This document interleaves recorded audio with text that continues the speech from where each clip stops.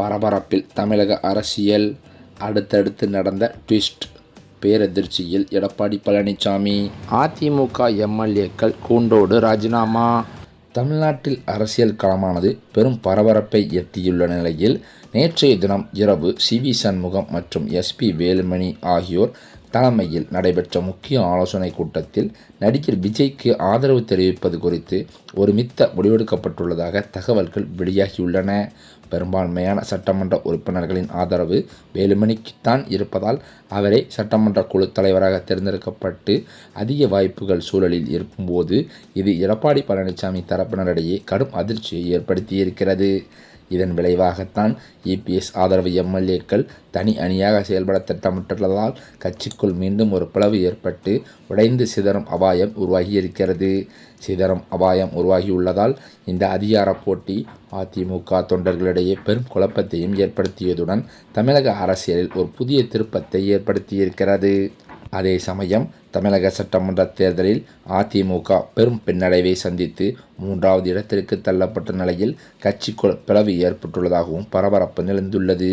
எடப்பாடி பழனிசாமியை சட்டமன்ற குழு தலைவராக ஏற்க கோரி ஓ.எஸ். மணியன் தலைமையில் 17 எம்எல்ஏக்கள் மனு அளித்த நிலையில் அதற்கு போட்டியாக எஸ்.பி. வேலுமணியை தலைவராக தேர்ந்தெடுக்கப்பட்ட கோரி சி.வி. சண்முகம் தலைமையில் 30 எம்எல்ஏக்கள் மனு அளித்துள்ளது பெரும் பரபரப்பை ஏற்படுத்தியிருக்கிறது. இந்த சூழ்நிலையிலோ தவேக தலைவர் விஜய் அவர்களை சந்திக்க எஸ்.பி. வேலுமணி தலைமையிலும் சி.வி. சண்முகம் தலைவரில் இருக்கும் 30 எம்எல்ஏக்கள் உடனடியாக நேரில் சந்திக்க முடிவெடுத்துள்ளதாக அதிர்ச்சி தகவல்களும் பரவி வருகிறது. மறுதேர்தல் என்று வரும்போது அதில் போட்டியிட திமுக மற்றும் அதிமுகவின் எம்எல்ஏக்கள் பலரும் தயக்கம் காட்டுவார்கள் என்பதே நிதர்சனம். குறிப்பாக பார்த்தால் அதிமுகவின் 46 சட்டமன்ற உறுப்பினர்களும் திமுகவின் 59 உறுப்பினர்களும் மீண்டும் ஒரு தேர்தலை சந்திக்க விரும்பவில்லை. இதற்கு பின்னால் உள்ள முக்கிய காரணம் தேர்தல் செலவுகள் ஆகும். திமுக மற்றும் அதிமுக தரப்பில் போட்டியிட்ட வேட்பாளர்கள் தலா 50 கோடி முதல் 100 கோடி ரூபாய் வரை செலவு செய்துதான் இந்த இடங்களை பிடித்துள்ளனர். இவ்வளவு பெரிய தொகையை செலவு செய்த பிறகு பதவிக்கே வராமல் மீண்டும் ஒரு தேர்தலை சந்திப்பது என்பது அந்த வேட்பாளர்களின் பொருளாதார முதுகெலும்பையை உடைத்து விடுமாம்.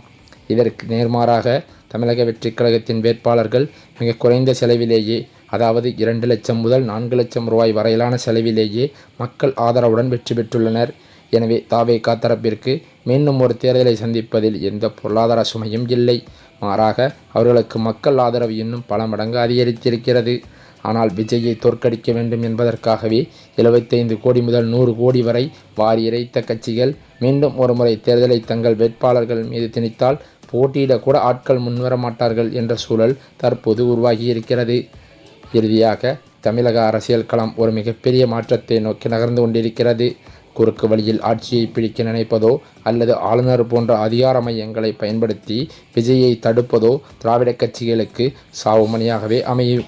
மேலும் அது மட்டுமில்லாமல் காசு கொடுத்து வாக்குகளை வாங்க நினைத்தவர்களுக்கு மத்தியில் கொள்கைக்காகவும் மாற்றத்திற்காகவும் வாக்களித்த மக்கள் விஜயின் பக்கம் உறுதியாக நிற்கிறார்கள்.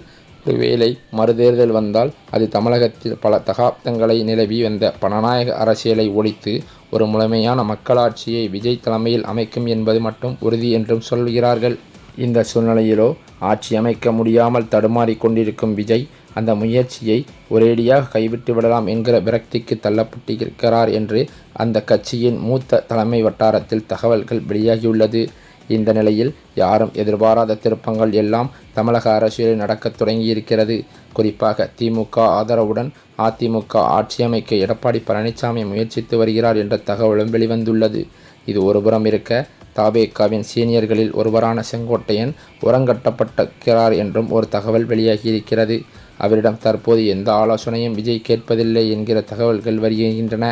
அதே சமயம் தனிப்பெரும் கட்சியாக உருவெடுத்துள்ள தவேக ஆட்சி அமைக்க எடுக்கப்படும் முயற்சிகளுக்கு ஆதவ் அர்ஜுனா கூட்டணி முட்டுக்கட்டை போட்டியிருக்கிறாராம்.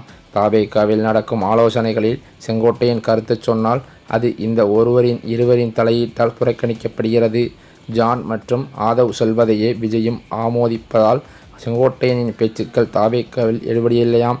மேலும் அவரிடம் யாரும் ஆலோசனையோ கருத்தோ கேட்காமல் ஓரங்கட்டி வைத்துள்ளனர் என்றும் சொல்லப்படுகிறது. இதன் காரணத்தினால் மன வருத்தத்தில் இருக்கும் செங்கோட்டையனிடம் அவரது ஆதரவு நிர்வாகிகள் தான் ஆதரவாக பேசி வருகின்றனர். தாவேக்காவில் செங்கோட்டையன் ஓரங்கட்டப்பட்டுள்ள சூழல்கள் பற்றிய விவாதங்கள் ஆட்சி அமைக்க இயலவில்லை என்கிற ஆதங்கம் பரவி வருவதாகவும் சொல்லப்படுகிறது. அதே சமயம் சட்டமன்ற தேர்தல் முடிவுகள் வெளியாகி பல நாட்கள் கடந்தும் ஆட்சி அமைப்பதில் நிலவும் இழுபறி நீடித்து கொண்டே இருப்பது தமிழக மக்களிடையே பெரும் எதிர்பார்ப்பையும் அதே சமயம் ஒருவித பதற்றத்தையும் உருவாக்கியிருக்கிறது. குறிப்பாக திராவிட அரசியலின் இருவரும் துருவங்களான திமுக மற்றும் அதிமுக ஆகிய கட்சிகள் தங்களின் நிஜமான வியூகங்களை மறைத்து வேறொரு இரகசிய திட்டத்தை செயல்படுத்தி வருகின்றனவா என்ற கேள்வி தற்போது அரசியல் வட்டாரங்களில் காட்டுத்தீயாக பரவி வருகிறது. தமிழக அரசியலின் இந்த இக்கட்டான சூழலில் கூட இடதுசாரி கட்சிகளான சிபிஎம் மற்றும் சிபிஐ ஆகிய கட்சிகள் தனித்தனியே தங்களது உயர்மட்ட குழு கூட்டங்களையும் கூட்டி வருகிறது. தேர்தல் முடிவுகளுக்கு பிந்தைய இந்த அசாதாரண சூழலில் அடுத்த கட்டமாக எந்த மாதிரியான அரசியல் முடிவை எடுப்பது என்பது குறித்து இந்த கூட்டங்களில் விவாதிக்கப்பட்டிருக்கிறதாம். இதற்கிடையே பார்த்தால் விடுதலை சிறுத்தைகள் கட்சியும் நாளை தங்களது கட்சி தலைமையின் அவசர கூட்டத்தை கூட்டுவதாக சொல்கிறார்கள். இந்த 3 கட்சிகளும் ஒருமித்த கருத்தை எட்டியவுடன் வரும் மே 10ஆம் தேதி திமுக தலைமையை சந்தித்து தங்களது இறுதி முடிவை அறிவிக்க திட்டமிட்டிருக்கிறார்களாம். அதன் பின்னரே திமுக தனது அடுத்த அதிரடி நடவடிக்கையை அதிகாரப்பூர்வமாக அறிவிக்கும் என்றும் எதிர்பார்க்கப்படுகிறது. தற்போதுள்ள அரசியல் சூழலை உன்னிப்பாக கவனிக்கும் போது அரசியல் நோக்கர்கள் தமிழகத்தில் ஆட்சி அமைப்பது தொடர்பாக 9 விதமான சாத்தியக்கூறுகளை முன்வைக்கின்றனர். ஆனால் இவற்றுக்கெல்லாம் அப்பாற்பட்டு 10ஆவதாக ஒரு அதிரடி திட்டம் திரைமறைவில் தீட்டப்பட்டு வருவதாகவும் பரவலாக பேசப்படுகிறது. அதாவது பார்த்தால் திமுகவும் அதிமுகவும் எடப்பாடி பழனிசாமிக்கு ஆதரவு தருவதாக வரும் செய்திகள் வெறும் புகைச்சலாக இருக்கலாம்.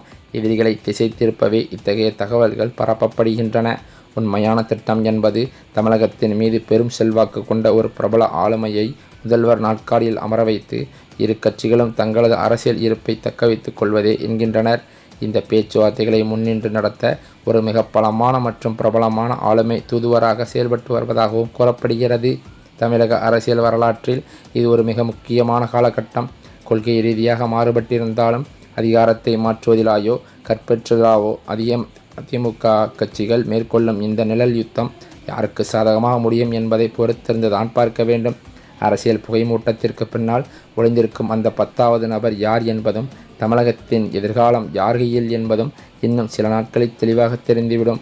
எப்படி பார்த்தாலும் அந்த நாற்காலியில் உட்கார வைக்க வேண்டியது விஜயைத்தான் என்று மக்களும் ஒருபுறம் கூறி வருகின்றனர். ஒருவேளை அவர் எம்ஜிஆர் மாதிரி தொடர்ந்து அரியணையில் இருந்தால் என்ன செய்ய முடியும் என்ற பதற்றம்தான் இந்த 10ஆவது ஆப்ஷனை நோக்கி நகர வைத்துள்ளதாக சொல்கிறார்கள். எது எப்படியோ தற்போது எடப்பாடி பழனிசாமி அதிமுகவை திமுக ஆதரவுடன் எடப்பாடி பழனிசாமி முதல்வராக முயற்சித்து வருவது பல்வேறு அரசியல் திருப்பங்களை ஏற்படுத்தி வருகிறது. அது மட்டுமில்லாமல் மீண்டும் தமிழகத்தில் திராவிட கட்சிகள்தான் ஆட்சியமைக்கப் போகிறது என்று பல்வேறு அரசியல் கட்சி தலைவர்களும் கூறி வருகின்றனர். மேலும் அது மட்டுமில்லாமல் தமிழக முதல்வராக கடந்த 10ஆம் தேதி ஜோசப் விஜய் அவர்கள் பதவியேற்றிருந்த நிலையில் பல்வேறு கோப்புகளில் அவர் கையெழுத்திடுவது மிகவும் முக்கியம் வாய்ந்ததாக பார்க்கப்படுகிறது. அது மட்டுமில்லாமல் பதவியேற்ற உடனேயே 3 முக்கிய கோப்புகளில் அவர் கையெழுத்திட்ட நிலையில் அவரை நேரில் சந்தித்து தாவேக்காவில் இணைவதற்காக அதிமுகவின் 30 எம்எல்ஏக்கள் முடிவெடுத்திருப்பதாக அதிர்ச்சி தகவல்கள் வெளியாகி வருகின்றன. இதனைத் தொடர்ந்து எம்எல்ஏ பதவியையும் ராஜினாமா செய்ய உள்ளதாகவும் சொல்லப்படுகிறது.